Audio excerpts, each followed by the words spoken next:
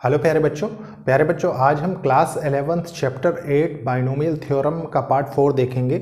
आपने देखा प्यारे बच्चों कितने अच्छे तरीके से हमने एनसीईआरटी बुक के थ्रू अब तक चीज़ें कवर की हैं, जिसमें सबसे पहले हमने सेट्स पढ़ा है, फिर रिलेशन एंड फंक्शंस पढ़ा है, फिर ट्रिग्नोमेट्रिक फंक्शंस पढ़ा है, उसके बाद हमने principle of mathematical induction cover किया, फिर हमने complex number and quadratic equations cover किया, लीनियर इनइक्वालिटीज़ कवर किया, परमुटेशन एंड कॉम्बिनेशन कवर किया और अब हम बाइनोमियल थ्योरम भी ऑलमोस्ट देख रहे हैं। आप एक्सरसाइज 8.2 के दरवाजे पे खड़े हैं। उसका रीज़न है प्यारे बच्चों, देखिए आज जो मैं आपको बताऊंगा वो जनरल एंड मिडिल टर्म्स आप पढ़ेंगे और उसमें पढ़ना कुछ नहीं है, आपको सारी चीज़ें पता है प्यारे बच्चे। अगर बाइनोमियल थ्योरम पता है तो सारी चीज़ें पता है, विथ प्रूफ मैंने आपके साथ डिस्कस किया।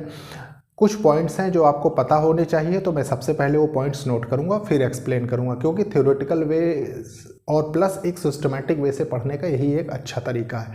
आप देख रहे हैं कि good quality of questions plus जहाँ पे क्वेश्चंस भी आपकी बुक में मेरे पॉइंट ऑफ व्यू से मुझे लगता है कि कम है, मैं वहाँ पे आपको एक्स्ट्रा क्वेश्चंस भी देने की कोशिश करता हूँ।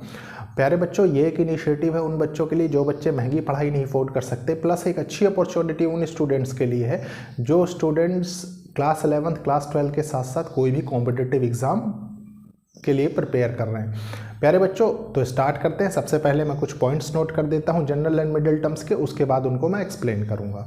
देखिए प्यारे बच्चों, इस पॉइंट को रीड करने से पहले सबसे पहले आप बाइनोमियल थ्योरम बहुत अच्छे से जानते हैं, मैं वो आपको बता देता हूं तो मुझे ये पॉइंट समझाने में आपको आसानी होगी। देखिए क्या है, a plus B whole to power n equals to NC0 a की पावर n b की पावर 0 प्लस NC1 a की पावर n-1 b की पावर 1 प्लस NC2 a की power n-2 b square plus NC3 a की power n-3 b cube plus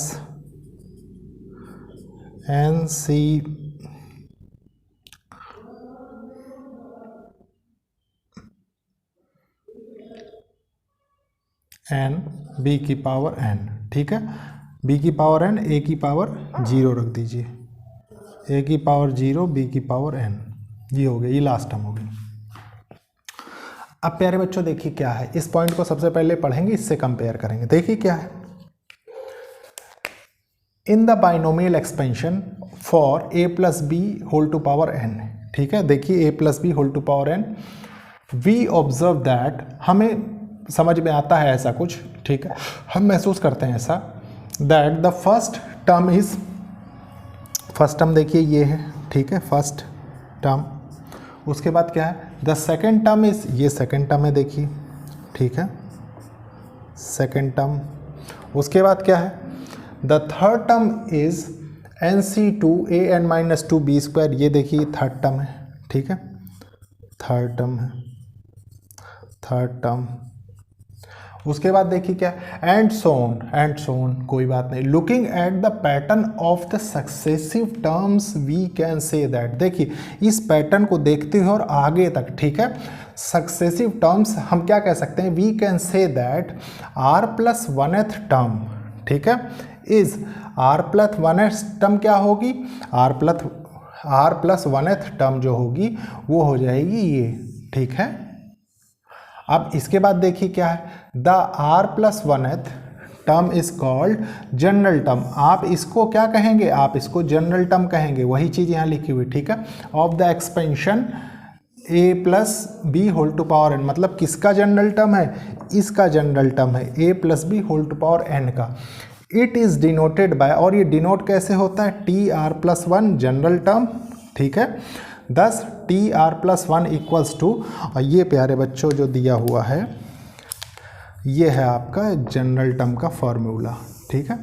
इससे आप कोई भी टर्म निकाल सकते हैं, कैसे, देखिए मान लीजिए आपने r की वैल्यू यहाँ 0 रख दी, ठीक है, देखिए समझने की कोशिश करिए, मान लीजिए r की वैल्यू आपने यहाँ 0 रख दी, तो ये क्या हो जाएगा, T1 हो जाएगा, और यहाँ क्या निकल के आएगा, NC0 a की पावर n, ठीक है, और b की पावर 0। देखिए ये फर्स्ट टर्म के लिए है, तो क्या ये सही है, इससे मैच कर रहा है, देखिए NC0 a की पावर n b की पावर 0। एक और चेक कर लीजिए आप, और ये देखिए फर्स्ट टर्म हो रहा है, सेकंड के लिए चेक कर लीजिए यहीं पे, सेकंड के लिए तो क्या होगा, देखिए आपने यहाँ क्या रखा, 2 रख दिया। 2 रखने का मतलब क्या है, 2 + 1 3 हो जाएगा, ठीक है। देखिए इसमें आपने 0 रखा था तो 1 आया, इसमें 1 रखिए आप सबसे पहले, ठीक है। r = 1 रखिए तो ये 2 हो जाएगा, ऐसे समझिए, ठीक है।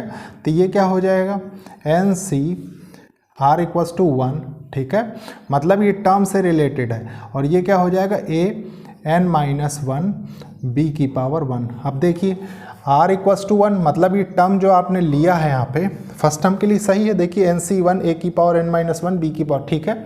अब देखिए मान लीजिए थर्ड के लिए आपको चूज़ करना है, इसके लिए तो आपको क्या लेना पड़ेगा, r = 2। तो ऐसे बढ़ते चले जाएंगे प्यारे बच्चों, तो r + 1th टर्म के लिए ये चीज़ डिफाइन हो जाएगी, ठीक है। और वही चीज़ आपको यहाँ पे ये लिखा हुआ है फॉर्मूला, ठीक है। ये चीज़ समझनी थी प्यारे बच्चों, ये था फर्स्ट पॉइंट। अब मैं इसको रब करूँगा, फिर आपके साथ सेकंड पॉइंट डिस्कस करूँगा। देखिए प्यारे बच्चों, ये मिडिल टर्म से रिलेटेड पॉइंट है। देखिए क्या कह रहा है, point 2, regarding the middle term in the expansion a + b⁻n we have, ठीक है। हमें क्या मिलता है, इफ़ n इज़ इवन, अगर n इवन हो, मतलब क्या कह रहा है ये, n इवन हो, मतलब आपने एक्सपेंशन जो पढ़ा वो ये पढ़ा, ठीक है। तो n की वैल्यू अगर इवन हो, वो कह रहा है, ठीक है। तो क्या होगा, देखिए then the number of terms in the expansion will be n + 1। आप जानते हैं प्यारे बच्चों, अभी आपने जैसे जनरल टर्म फाइंड की तो r + 1th टर्म के लिए देखा ना आपने, तो वो चीज़ एक तरीके से आपको समझाने की कोशिश कर रहा है कि जब इवन नंबर ऑफ टर्म्स होंगी उसके अंदर, ठीक है, या n की वैल्यू इवन होगी, तो एक्सपेंशन जब आप उसका बना रहे होंगे तो क्या होगा, देखिए then the number of terms in the expansion, तो नंबर ऑफ टर्म्स कितनी होगी टोटल, n + 1 टर्म्स होंगी, ठीक है। सिंस n इज इवन, क्योंकि n एक इवन है, n + 1 एक ऑड टर्म हो जाएगी, ठीक है। आप जानते हैं क्योंकि n इवन है तो ये एक ऑड टर्म हो जाएगी। Therefore the middle term is, middle term क्या हो जाएगी, देखिए ये n + 1 है, +1 / 2, मतलब ऑड आपको मिला, ऑड से आपने +1 किया तो इवन बनाया, /2 कर दिया, तो आपके पास जो फाइनल फार्मूला निकल के आया वो क्या आया, देखिए n + 2 / 2, तो n/2, और ये 2 से 2 कैंसिल हो जाएगा तो 1 बचेगा, ठीक है। मतलब ऐसे समझ लीजिए ये क्या लिखा हुआ है, n + 2/2, ठीक है। तो यहाँ से क्या हो गया, ये n/2 हो गया, इस 2 से ये कैंसिल हो गया तो ये हो गया, वही चीज़ दी हुई है, ठीक है। तो अगर जब भी इवन टर्म आपको दिया हो, n की वैल्यू इवन हो, ठीक है, और आपको मिडिल टर्म निकालने को कहे, तो आप प्यारे बच्चों क्या करेंगे, आप ये वाला फॉर्मूला लगा के निकाल लेंगे इजीली, ठीक है, कोई प्रॉब्लम नहीं। क्यों, क्योंकि आप एक चीज़ बताइए, मान लीजिए, थोड़ी देर समझिए, मान लीजिए 10 उंगलियां हैं, ठीक है। 10 उंगलियों में प्यारे बच्चों आपसे वो कहते हैं मिडिल टर्म, तो मिडिल टर्म आप कैसे निकालेंगे, मिडिल टर्म निकालने का आपके पास कोई ऑप्शन ही नहीं है, ठीक है, क्योंकि इसमें 2 मिडिल टर्म मिलेंगे, और 2 मिडिल टर्म मिलने का मतलब क्या है कि एक तरीके से दोनों का एवरेज निकालना है। तो वही चीज़ है, देखिए ऑड भी लिया है आपके साथ, +1 करके उसको इवन भी बना दिया गया है, ठीक है। अब समझ में आए, उसके बाद आपने इस प्रॉब्लम को सॉल्व किया। देखिए एग्जाम्पल में क्या है, एग्जाम्पल में आपने बाइनोमियल एक्सपेंशन में लिया, इन द एक्सपेंशन x + 2i⁸, हम 8 की पावर को चेक कर रहे हैं, ठीक है। द मिडिल टर्म क्या होगा, देखिए n/2, मतलब n की पावर क्या है, 8 है, ये लिख दिया, 8/2 + 1, तो मिडिल टर्म क्या होगी, 5th टर्म इसकी मिडिल टर्म हो जाएगी। तो प्यारे बच्चों ये था सेकंड का फर्स्ट। अभी हम n इवन के लिए देख चुके हैं, अब हम n ऑड के लिए देखेंगे, लेकिन उसके पहले मैं इसको रब करूंगा। देखिए प्यारे बच्चों, इस पॉइंट को भी बहुत अच्छे से समझेंगे, ये भी मिडिल टर्म से रिगार्डिंग ही पॉइंट है। पॉइंट 2 देखिए क्या है, इफ़ n इज़ ऑड, अगर n ऑड है, ठीक है, देन n + 1 इज़ इवन, तो n + 1 क्या होगा, इवन होगा। आप जानते हैं, मान लीजिए कोई n = आपको दे रहा है 5, ठीक है, तो अगर n = 5 है तो n + 1 = 6 हो जाएगा ना। तो वही चीज़ कह रहा है कि देखिए ये तो ऑड है, n = ये क्या है, ये इवन है, ठीक है, n + 1। तो देखिए so there will be 2 middle terms, तो ऐसे कंडीशन में आपको 2 मिडिल टर्म मिलेंगी, ठीक है, 2 मिडिल टर्म्स, जब n इक्वल्स टू ऑड हो, ठीक है, इन द एक्सपेंशन नेमली एक मिडिल टर्म क्या होगी n प्लस 1/2 2th टर्म हो जाएगी, ठीक है, और एक हो जाएगी प्यारे बच्चों n plus 1/2 plus 1th term, ठीक है, ये दोनों मिडिल टर्म हो जाएंगी। So in the expansion 2x minus Y whole to power 7, देखिए ये क्या है, ये दिया हुआ है आपको क्वेश्चन में 2x minus Y whole to power 7, ठीक है, इसकी आपको मिडिल टर्म बतानी है। तो मिडिल टर्म इसकी दो होंगी क्योंकि ये क्या है, ये n इक्वल्स टू ऑड है ना, तो पहली मिडिल टर्म क्या होगी, देखिए n प्लस 1 मतलब 7 प्लस 1/2, तो यहाँ से क्या निकल के आया, यहाँ से निकल के आया 4th टर्म एक।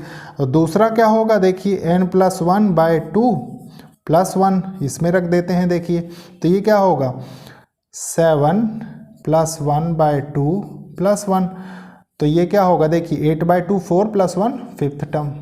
वही चीज़ आपको क्या कर रखा है, यहाँ लैंग्वेज के फॉर्म में समझा रखा है, देखिए 5th term and 4th term, ये समझनी थी बस। n इक्वल्स टू ऑड होगा तो दो मिडिल टर्म मिलेंगी, और n इक्वल्स टू इवन होगा तो एक मिडिल टर्म मिलेगी। प्यारे बच्चों ये था पॉइंट 2, अब पॉइंट 3 डिस्कस करता हूँ, लेकिन उसके पहले मैं इसको रब करूँगा।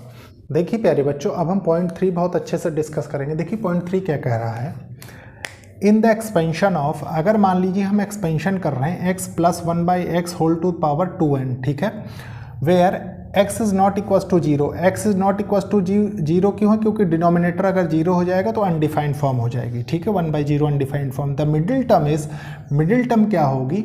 अब प्यारे बच्चों एक चीज़ बताइए, आपको मैंने बताया n इक्वल्स टू इवन, और उसके बाद क्या बताया n इक्वल्स टू ऑड, दोनों कंडीशंस मैंने आपको बताई, ठीक है। तो इवन के लिए क्या कंडीशन बताई थी प्यारे बच्चों, इवन के लिए जो मैंने कंडीशन बताई n प्लस 1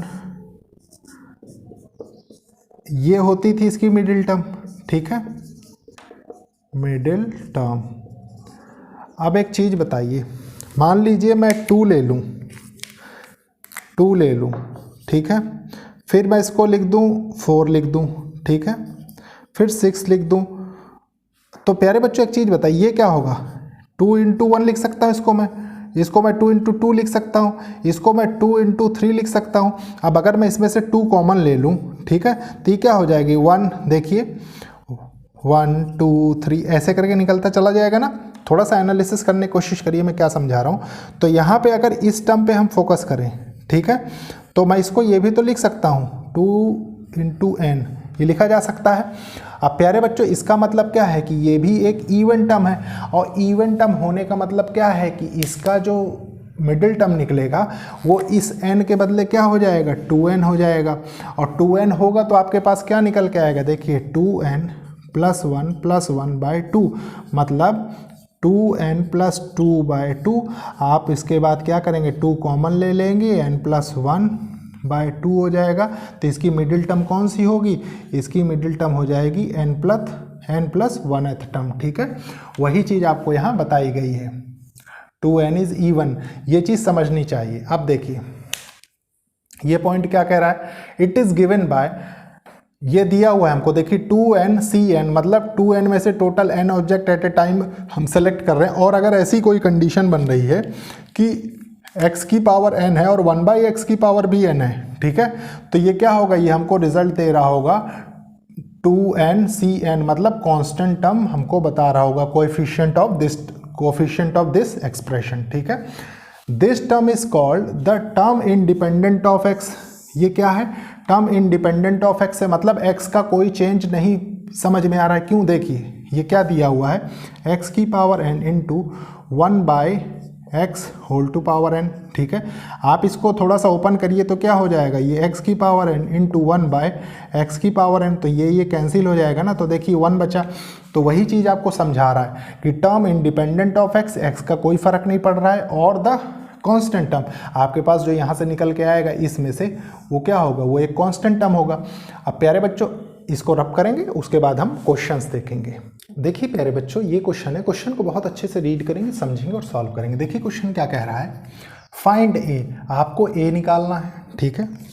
ए कौन सा निकालना है अभी ये भी समझना पड़ेगा आपको, ठीक है। If the 17th and 18th term of the expansion, और 17वीं और 18वीं टर्म ऑफ द एक्सपेंशन, ठीक है, 2 plus A whole to the power 50 are equal, जिसमें आपसे वो ये कह रहा है प्यारे बच्चों कि देखिए T of 17 equals to T of 18 है, ठीक है। इसका मतलब क्या है बहुत अच्छे से समझेंगे। सबसे पहले मैं सॉल्यूशन लिख देता हूँ, ठीक है। सॉल्यूशन आप लिखिए प्यारे बच्चों, r+1th टर्म ऑफ एक्सपेंशन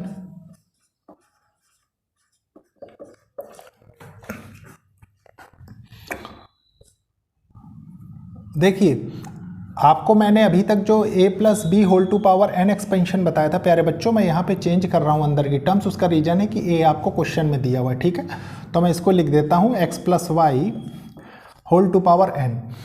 तो इसका 1+rth टर्म क्या होगा, ये होगा NCR x की पावर r n-r, ठीक है, n-r और y की पावर r। तो ये आप जानते हैं।